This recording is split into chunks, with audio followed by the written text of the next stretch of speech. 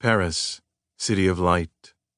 Should just one of its street lamps go out, the whole world would find itself in the dark.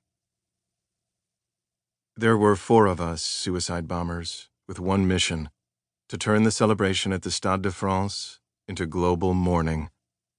Crammed into the car, conveying us down the freeway at top speed, we weren't saying anything.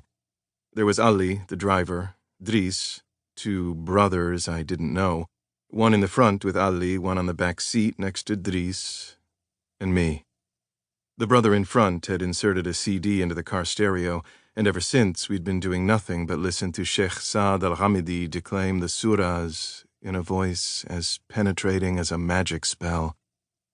I've never heard anyone recite the Quran better than that scholar of Islam. He didn't have vocal cords in his throat, he had a singing rainbow. I think we were all moved to tears, except maybe Ali, who seemed nervous up there behind the wheel. I tried to distract myself by staring at the countryside, but Lies's voice sounded in my head, constantly calling me to order. "You want to end up like Mocha?" In Molenbeek, Mocha was something like the town idiot. Although 60 years old and counting, he remained the same working-class kid from the faubourgs, the suburbs, where night comes too soon. His leather jacket festooned with lapel pins, his jeans ripped at the knees, he was convinced that age had no hold on him. The objects of his passionate interest were the street kids he'd meet up with every day in the Parc des Muses and regale with revised, racy, and oft-repeated tales of his wild youth, never even suspecting that his young listeners were there for the sole purpose of mocking him.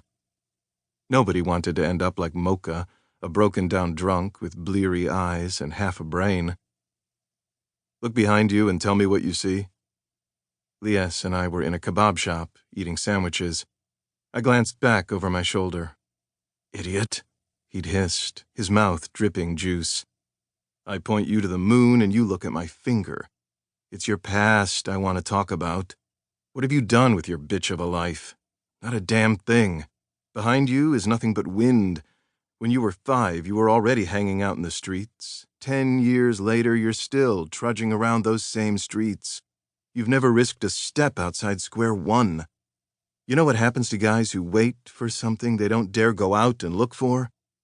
They don't live. They putrefy standing up." At the time, Lies had no God and no prophet. Religion was as foreign to him as those mathematical formulas that short-circuit your neurons before you finish copying them in your notebook.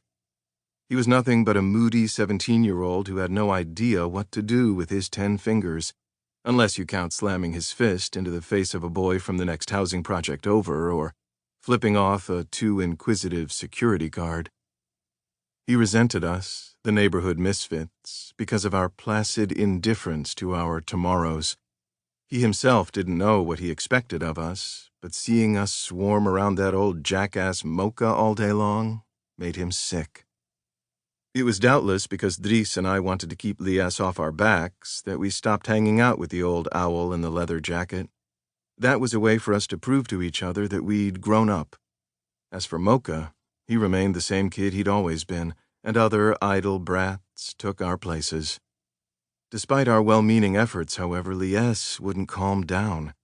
He acted like a scowling big brother, always ready with reproaches he couldn't wait to shoot at us like so many arrows. There was something wrong with him. On several occasions, his father had considered having him institutionalized. But that was all past and gone.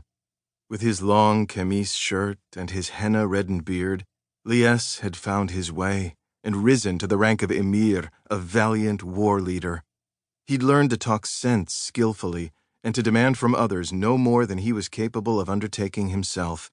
And on the occasions when he raised his voice, I would drink in every word that came from his lips. He awakened me to the indescribable beauties within and made an enlightened creature of me. I wrapped my bitch of a life in a rag and flung it into the gutter. What I left behind didn't count.